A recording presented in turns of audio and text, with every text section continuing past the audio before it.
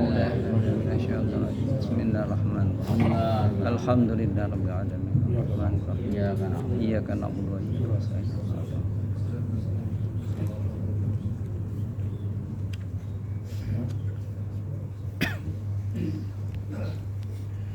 Bismillahirrahmanirrahim. Assalamualaikum warahmatullahi wabarakatuh. Waalaikumsalam warahmatullahi wabarakatuh.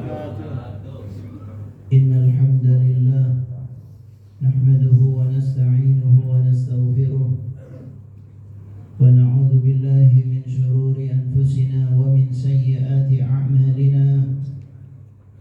May yahdihillahu fala mudilla lahu wa may yudlil fala hadiya lahu.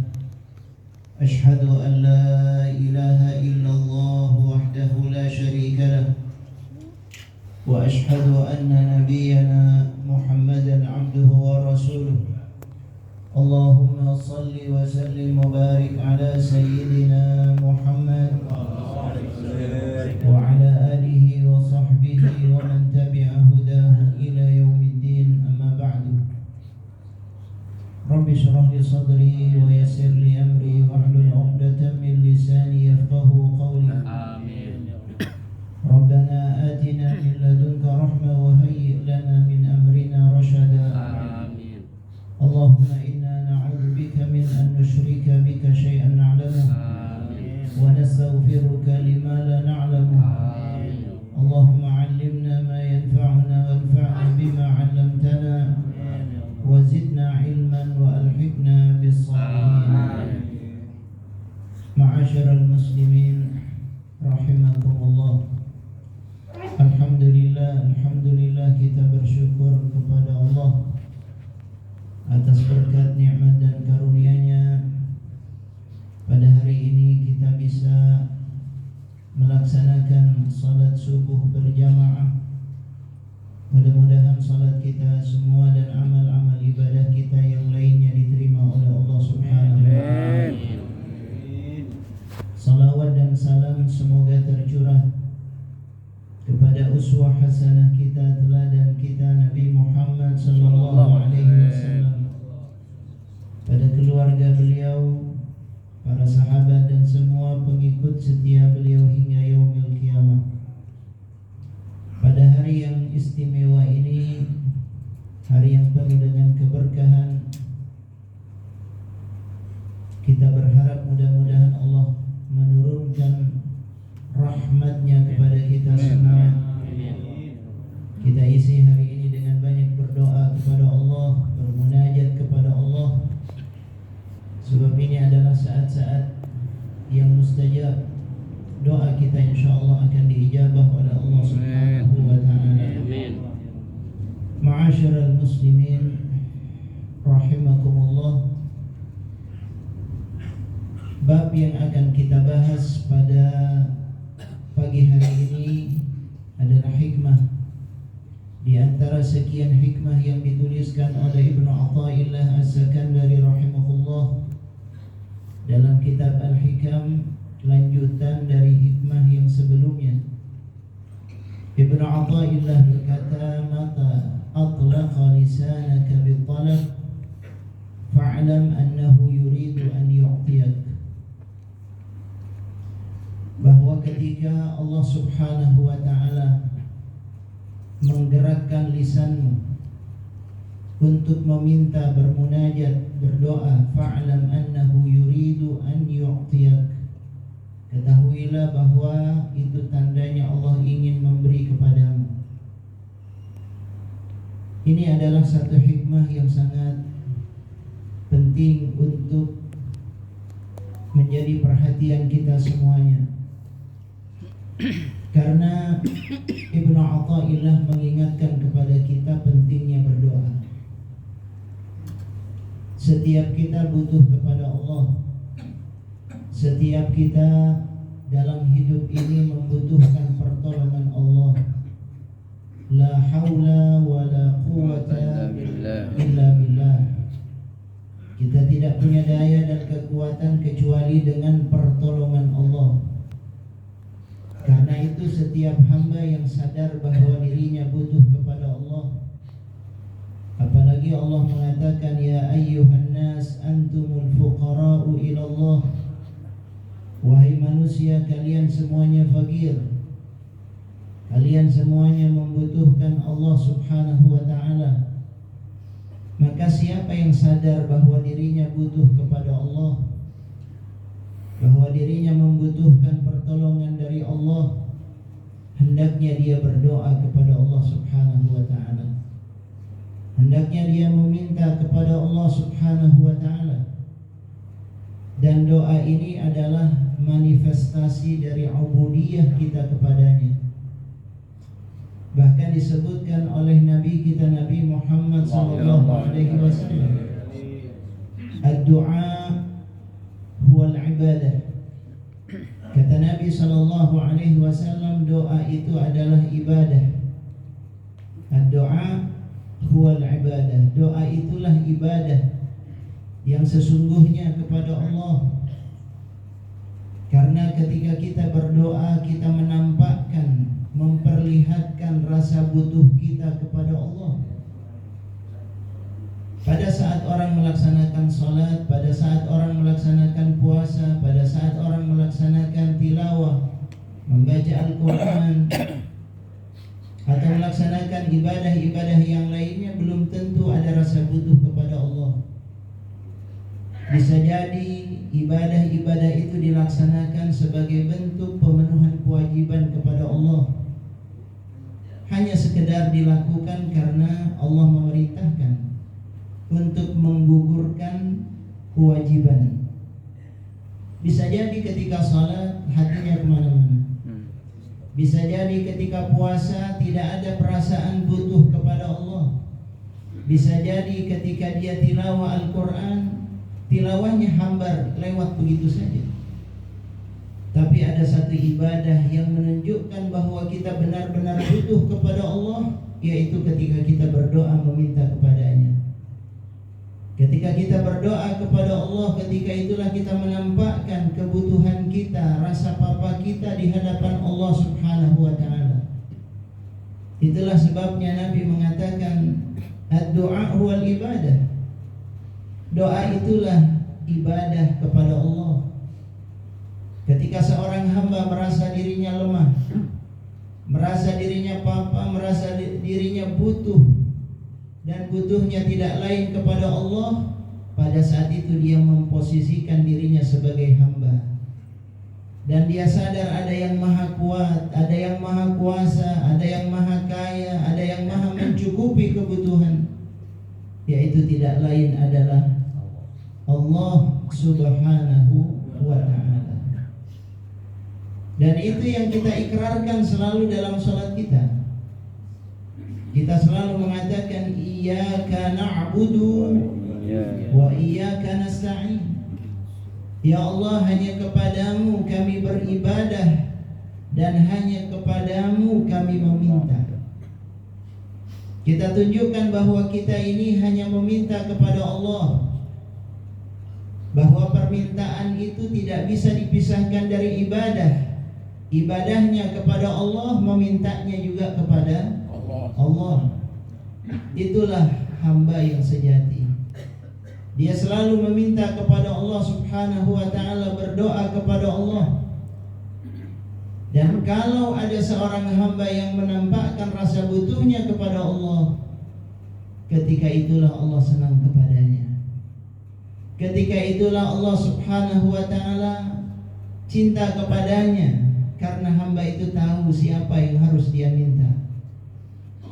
Banyak orang yang minta kepada makhluk, banyak orang yang curhat kepada manusia, padahal tempat curhat yang terbaik itu adalah Allah Subhanahu wa ta'ala. Kita butuh macam-macam dalam kehidupan di dunia ini. Kita butuh uang, kita butuh makan, kita butuh fasilitas dalam hidup ini, macam-macam kebutuhan kita. Dan kalau kita sadar bahwa semua kebutuhan itu Allah yang bisa memenuhi, dan kita berdoa kepadanya, Allah Ta'ala senang kepada hambanya.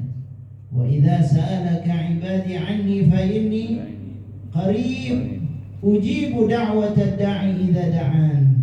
Kata Allah, aku akan mengabulkan setiap orang yang berdoa kepadaku, aku ini dekat dengannya. Bagaimana Allah memperlihatkan, Allah menjelaskan kepada kita kedekatan Allah kepada hambanya pada saat manusia itu berdoa kepada Allah, meminta kepada Allah, Allah subhanahu wa ta'ala dekat dengannya. Kita berharap mudah-mudahan kita terus ingat kepada Allah subhanahu wa ta'ala. Jamaah sekalian, Nabi kita Nabi Muhammad sallallahu alaihi wasallam menegaskan, "Man lam yas'alillah yaghdab alaih." Siapa yang tidak mau berdoa kepada Allah, tidak mau minta kepada Allah, Allah Ta'ala murka kepadanya. Allah marah kepada seorang yang merasa cukup, orang yang merasa tidak butuh kepada Allah, Allah murka kepadanya. Mafhum mukhalafahnya, kalau Allah murka kepada orang yang tidak berdoa kepadanya, berarti sebaliknya Allah cinta, Allah senang kepada orang yang banyak berdoa. Jadi kalau kita berdoa kepada Allah, Allah tambah senang sama kita.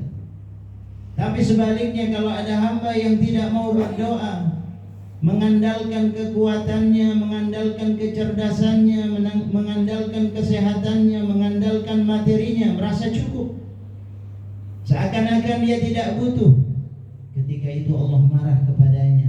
Yaghdab alaih. Allah Ta'ala marah kepada hamba yang merasa cukup, tidak butuh kepadanya. Ikhwatal iman rahimakumullah. Kadang-kadang kita berada dalam satu kondisi di mana sadar atau tidak sadar kita menunjukkan rasa cukup kita, malas berdoa. Kadang-kadang kita menunjukkan sadar atau tidak sadar bahwa kita merasa cukup, seakan-akan kita tidak butuh kepada Allah. Malas untuk berdoa. Kalaupun berdoa, berdoa ala kadarnya. Berdoa asal-asalan saja, formalitas saja. Hanya lisannya yang berbicara, tapi hatinya tidak tunduk, tidak menunjukkan butuhnya kepada Allah subhanahu wa ta'ala. Na'udzubillah min dzalik. Jadi orang yang celaka adalah orang yang tidak mau berdoa kepada Allah subhanahu wa ta'ala. Padahal Allah buka kesempatannya. Allah subhanahu wa ta'ala mengatakan, "Ud'uni astajib lakum." Kata Allah, berdoalah kepadaku. Allah yang menyuruh kita berdoa. Allah senang kalau kita berdoa. Allah ingin mendengar suara kita, munajat kita, curhat kita kepadanya. Tapi manusia tidak kunjung berdoa kepada Allah, tidak kunjung meminta kepada Allah. Ditunggu oleh Allah subhanahu wa ta'ala. Apalagi kalau sudah sampai pada sepertiga malam yang terakhir, Allah Ta'ala turun ke langit dunia dan Allah menawarkan, siapa yang mau bertobat, ini aku akan berikan tobat. Siapa yang mau minta ampun, ini aku akan berikan ampunan kepadanya. Siapa yang punya hajat, ini aku akan penuhi hajatnya. Ditawar-tawarkan oleh Allah. Tapi banyak manusia yang merasa tidak butuh. Banyak manusia yang merasa dirinya cukup, sehingga tidak berdoa kepada Allah subhanahu wa ta'ala, tidak memanfaatkan momen yang penting yang mestinya di situ dia berdoa kepada Allah. Minimal habis sholat. Habis sholat itu diantara saat-saat mustajab. Maka itu Nabi SAW mengajarkan agar kita berdoa setelah sholat, setelah kita melakukan kewajiban kita. Jangan langsung pergi, tapi kita berdoa, kita berzikir, bermunajat, meminta kepada Allah. Itu saat yang mustajab. Karena itu Nabi pernah menegur seorang sahabat yang setelah sholat dia langsung pergi, setelah sholat dia langsung pergi. Ditegur oleh Nabi, apakah engkau tidak punya kebutuhan kepada Allah? Apakah engkau tidak punya hajat kepada Allah? Dia mengatakan, punya hajat ya Rasulullah, banyak hajat saya. Kenapa engkau tidak berdoa?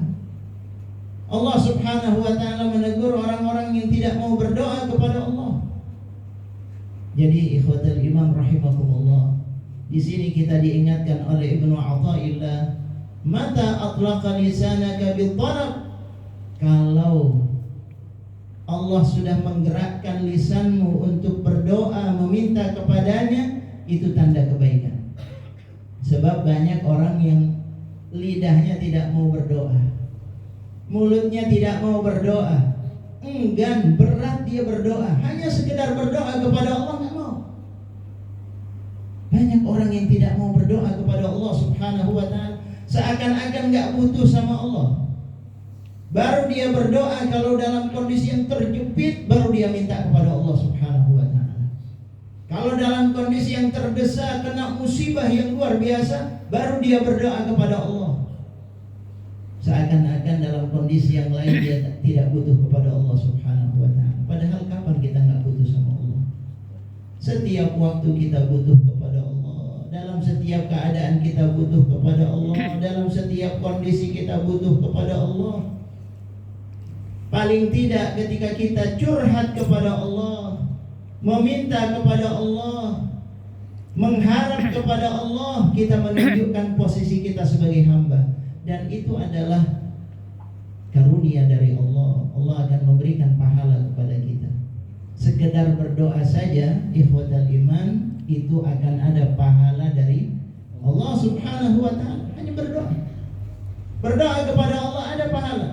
Jadi ada amal ibadah yang penting untuk kita lakukan, sekaligus itu sebagai kebutuhan kita sebetulnya, yang dengan itu kita akan mendapatkan pahala besar, yaitu berdoa kepada Allah Subhanahu wa ta'ala. Maka sering-sering kita berdoa kepada Allah. Dan doa ini adalah kebutuhan semuanya. Orang kaya, orang miskin sama-sama butuh kepada Allah. Jangan mentang-mentang dia kaya merasa nggak butuh. Tidak. Nabi mengajarkan agar kita minta rizki. Allahumma inna nas'aluka rizqan. Ya Allah, berikan kepadaku rizki. Atau Allahumma rzuqni. Ya Allah, berikan rizki kepadaku.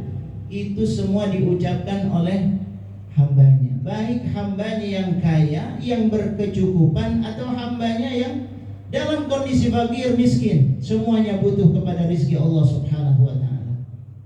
Semuanya butuh sehat. Jangan sampai ketika sehat merasa tidak butuh, tidak minta sehat, tidak minta afiat. Tidak, tapi kita merasa butuh agar dipelihara kesehatan kita, afiat kita oleh Allah.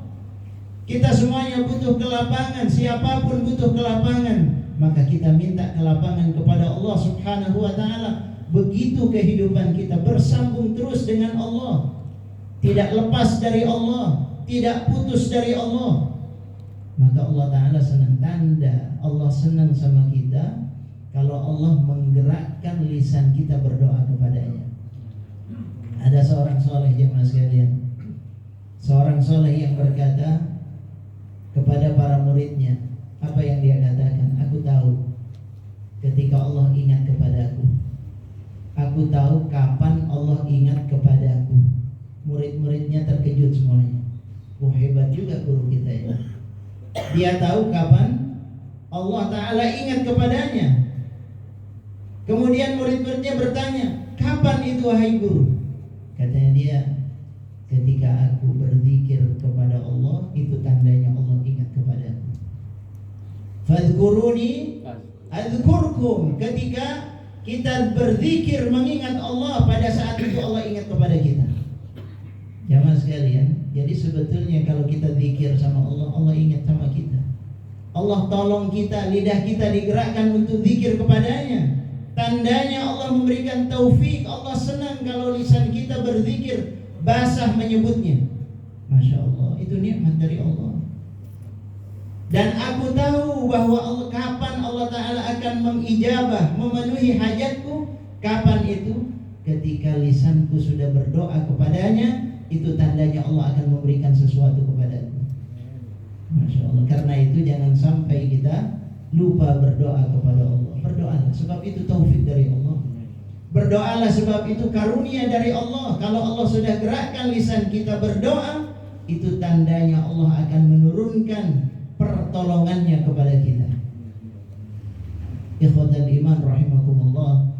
Ini yang disebutkan oleh Allah Subhanahu wa ta'ala. Sehingga satu waktu Umar bin Khattab radhiyallahu anhu, Umar bin Khattab mengatakan, ana la ahmilu hammal ijabah walakin ahmilu hamma ad-du'a fa idza ulhimtu ad-du'a fa innal ijaba ma'ahu.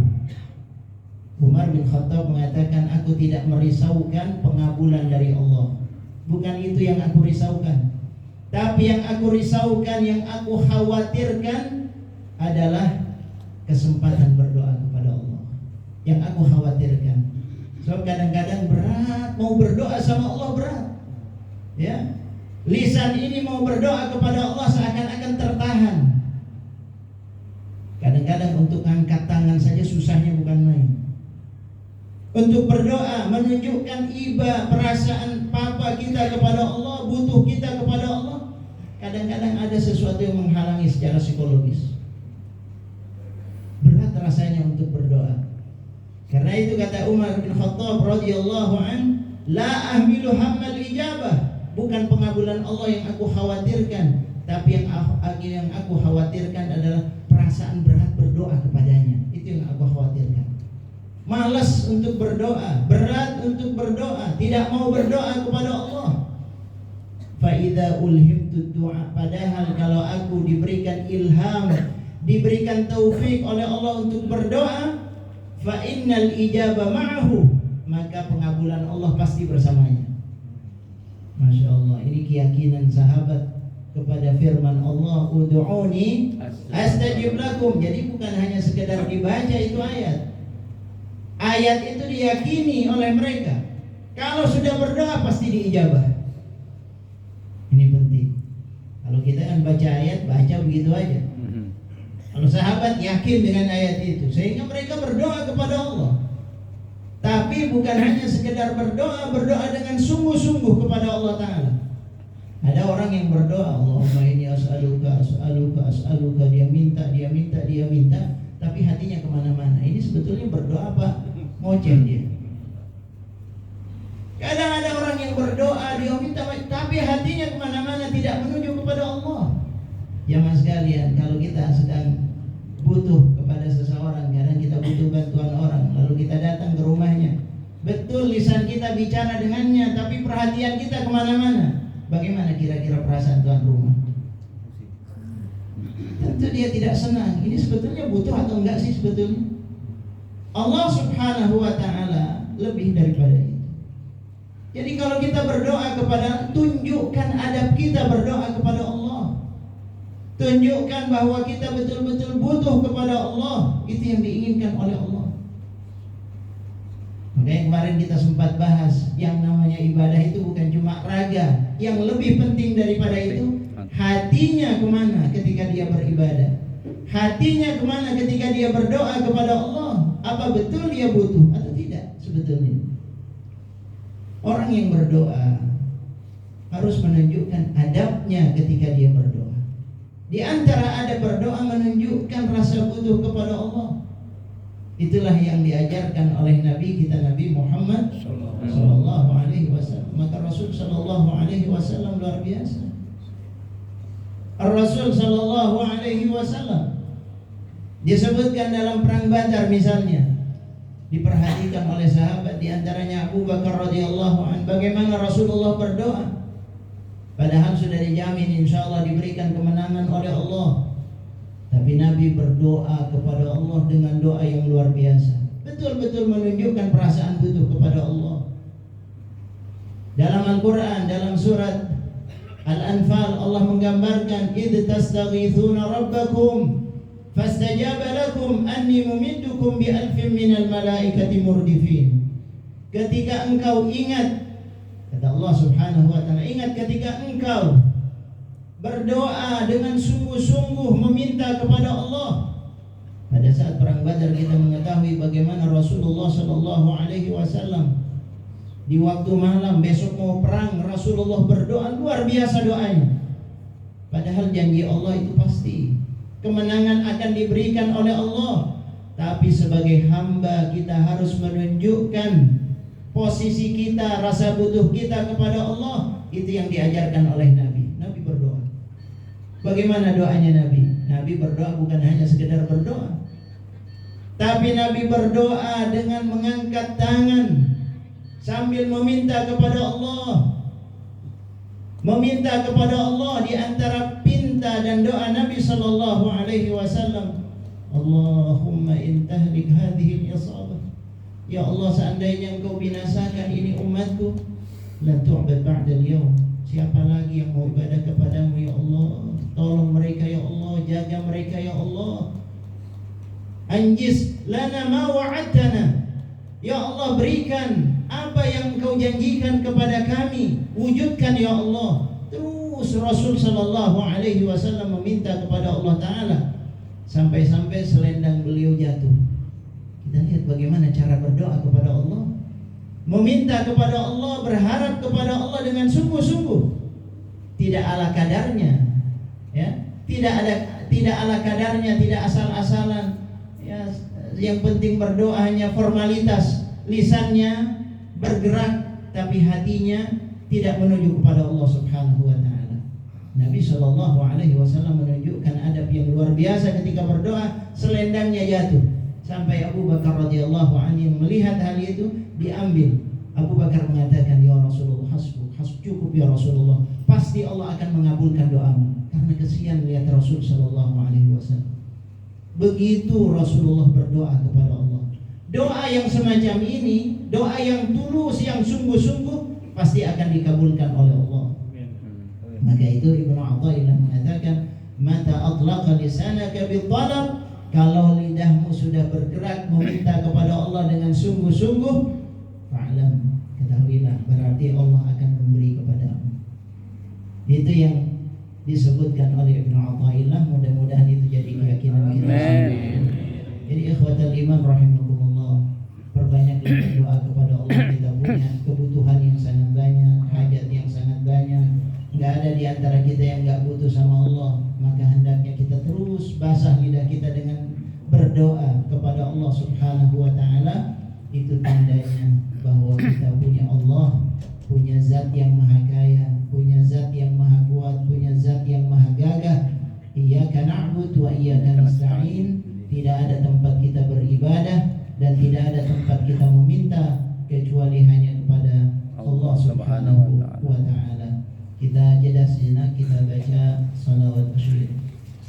Allahumma shalli ala sayyidina Muhammad wa ashghil zalimin bil zalimin. Allahumma shalli ala sayyidina Muhammad wa ashghil zalimin bil zalimin wa akhrijna min bainihim salimin wa ala alihi wa sahbihi ajma'in. Allahumma salli ala sayyidina Muhammad wa ashghil zalimin bil zalimin.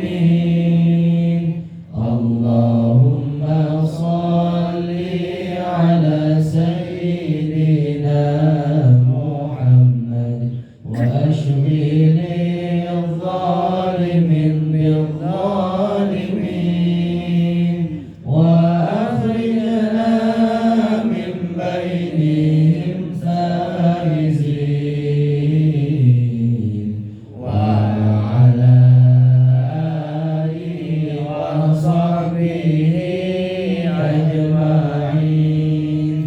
Allahumma salli ala sayyidina Muhammad wa ashghil zalimin bil zalimin.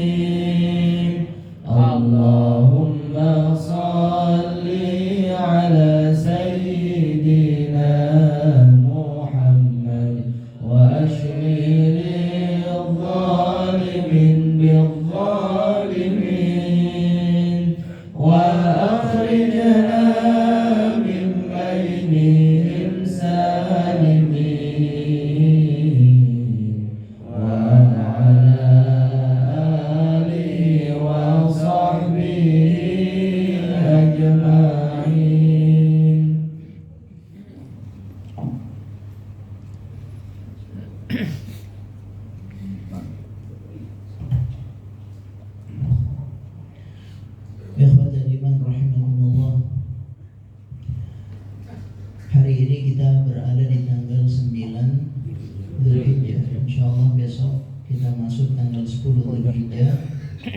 yaitu Idul Adha, Yaumun Nahar, Idul Kurban. Dan kebetulan besok itu hari Jumat. Banyak yang bertanya, bagaimana dengan hukum sholat Jumat kalau bertepatan dengan hari raya? Jadi kalau hari rayanya bertepatan dengan hari Jumat, bagaimana posisi dan hukum dari sholat Jumat? Ini perlu kita pahami biar kita punya pengetahuan dan tidak asal-asalan ngambil sesuai dengan selera kita, dengan nafsu kita. Ada pendapat dari para ulama. Jadi para ulama berbeda pendapat dalam hal ini. Pertama, kalangan Hanafi dan kalangan Maliki. Jadi Imam Abu Hanifah dan Imam Malik serta para muridnya itu mengatakan sholat Jumat tetap wajib. Sholat Jumat tetap wajib. Tetap wajib. Apa yang jadi landasannya? Yang jadi landasan mereka karena sholat Jumat itu hukum dasarnya memang wajib. Sementara sholat Id itu dasarnya adalah sunnah. Yang wajib tidak boleh dikalahkan dengan yang sunnah. Dalil mereka, ya ayyuhalladzina amanu idza nudiya lis-salati min yaumil jum'ah fas'au ila dzikrillah wa dzarul bai'. Dan ini adalah dalil yang mereka pakai bahwa yang wajib itu tidak boleh mengalahkan yang sunnah, sehingga tetap sholat Jumat itu tetap harus dilakukan. Ini pendapatnya Imam Malik dan Imam Abu Hanifah. Pendapatnya Imam Ahmad berbeda.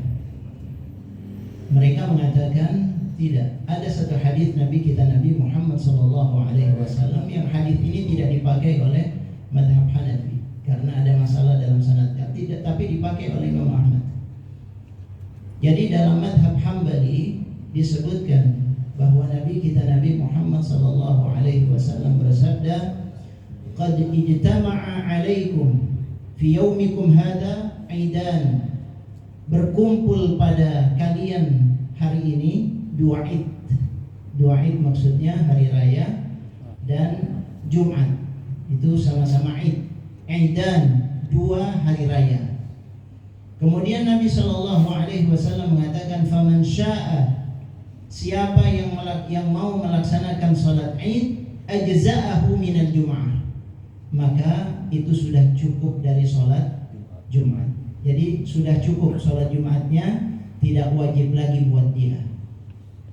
Ini yang disebutkan inna mujammi'un. Tapi kami, kata Nabi SAW, kami tetap melaksanakan salat Jumat, tidak wajib.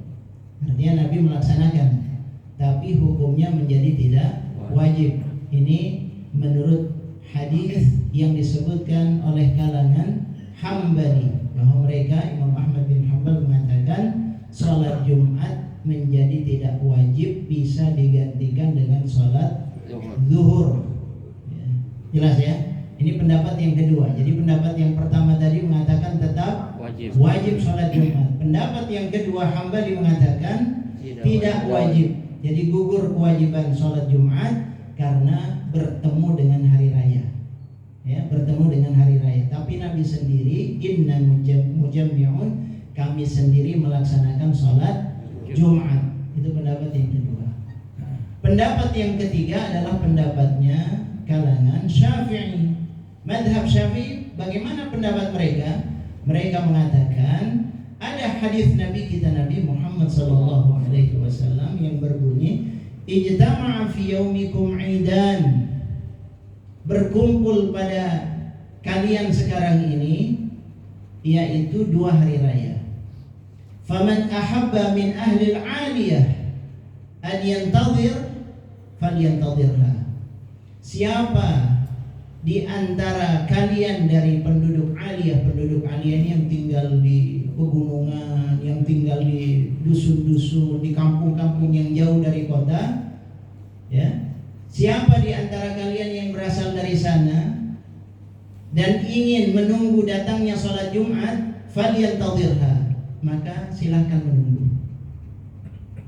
Ya, Dan siapa yang ingin melaksanakan, waman ahabba, siapa yang mau nunggu silahkan nunggu. Tetapi siapa waman ahabba an yarji, siapa yang ingin pulang ke dusunnya, ke kampungnya, ke rumahnya, faqad adintu lahu, aku sudah izinkan, silahkan pulang. Nah, dari sini para ulama mengatakan kalau begitu ini ditujukan kepada siapa? Yang jauh. Yang jauh. Min ahlil aliyah, yang jauh, yaitu yang tinggal di pegunungan-pegunungan, di dusun-dusun yang jauh, maka silahkan mereka untuk tidak sholat Jumat. Tetapi bagi yang dekat tetap sholat Jumat. Nah, itu pendapatnya Imam Syafi'i. Jadi di antara pertengahan, ya, tidak menggugurkan kewajiban secara mutlak, tapi juga tidak mengizinkan secara mutlak. Bagi yang dekat, terutama takmir masjid, tetap wajib melaksanakan sholat Jumat. Bagi yang jauh-jauh tinggalnya dari masjid, susah dia untuk kembali ke masjid melaksanakan sholat Jumat. Bagi madhab, dalam madhab Syafi'i, boleh tidak melaksanakan sholat Jumat, diganti dengan sholat zuhur. Nah, ini pendapat yang ketiga. Jadi pendapat yang ketiga membedakan, yang jauh silahkan, tapi yang dekat tetap sholat Jumat. Jelas ya? Nah, ini biar kita punya pegangan, biar kita punya pegangan. Walaupun ada juga pendapat yang keempat, tapi jangan diambil nih pendapat yang keempat. Pendapat yang keempat itu berasal dari Ibnu Zubair, Atha. Mereka mengatakan bahwa kalau sudah melaksanakan sholat Id, tidak perlu lagi melaksanakan sholat Jumat, wala sholat zuhur. Sholat zuhur juga ada, nggak perlu lagi. Jadi pernah disebutkan mereka melaksanakan sholat Id, sholat zuhur, sholat Jumatnya lewat, baru sholat asar. Nah, ini pendapat yang keempat, tapi pendapat ini tidak muktabar, tidak menjadi pegangan. Ya, pegangan kita adalah madhab Syafi'i yang lebih pas, lebih pertengahan. Ya, bagi yang jauh silahkan nggak sholat Jumat, ganti dengan sholat zuhur. Tapi bagi yang dekat-dekat, terutama takmir, jangan sampai masjidnya kosong, nggak ada sholat Jumat. Tetap adakan sholat Jumat karena wajib. Nah, ini ikhwan fillah rahimakumullah, paling tidak untuk menjadi bekal kita semuanya. Mudah-mudahan ibadah kita diterima oleh Allah Subhanahu wa taala. Mudah-mudahan Allah Subhanahu wa taala mengabulkan hajat kita, dunia kita, dan apa yang menjadi hajat dunia akhirat kita dipenuhi oleh Allah Subhanahu wa taala. Wabillahi taufiq wal hidayah. Wassalamualaikum warahmatullahi wabarakatuh. Waalaikumsalam. يا تواب تب علينا يا تواب تب علينا وارحمنا وانظر إلينا وارحمنا وانظر إلينا يا تواب تب علينا يا تواب تب علينا وارحمنا وانظر إلينا وارحمنا وانظر إلينا يا تواب تب علينا يا تواب تب علينا وارحمنا وانظر إلينا وارحمنا وانظر إلينا ألا يا الله بنظرة من العين الرحيمة تداوي كل ما بي من أمراض سقيمة ألا يا الله بنظرة من العين الرحيمة تداوي كل ما بي من أمراض سقيمة ألا يا الله بنظرة من العين الرحيمة تداوي كل ما بي من أمراض سقيمة يا مهيمن يا سلام سلمنا والمسلمين بالنبي خير الأنام وبأم المؤمنين يا مهيمن يا سلام سلمنا والمسلمين بالنبي خير الأنام وبأم المؤمنين يا مهيمن يا سلام سلمنا والمسلمين بالنبي خير الأنام وجميع المرسلين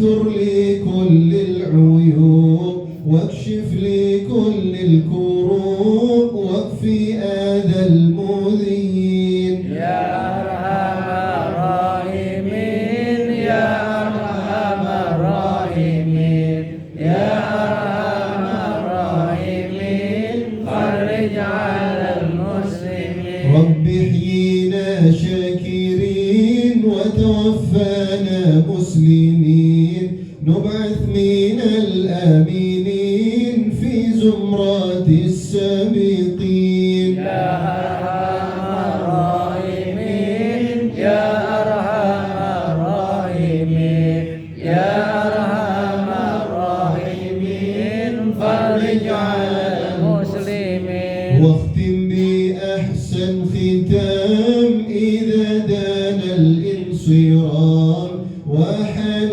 حين الحمام وزاد رشح الجبين يا أرحم الراحمين يا أرحم الراحمين يا أرحم الراحمين فرج على المسلمين ثم الصلاة والسلام على شفيع الأنام والآل نعم الكرام والصحب والتابعين يا أرحم الراحمين يا أرحم الراحمين يا أرحم الراحمين فرج على المسلمين وصلى الله على سيدنا محمد وعلى آله وصحبه وسلم الفاتحة.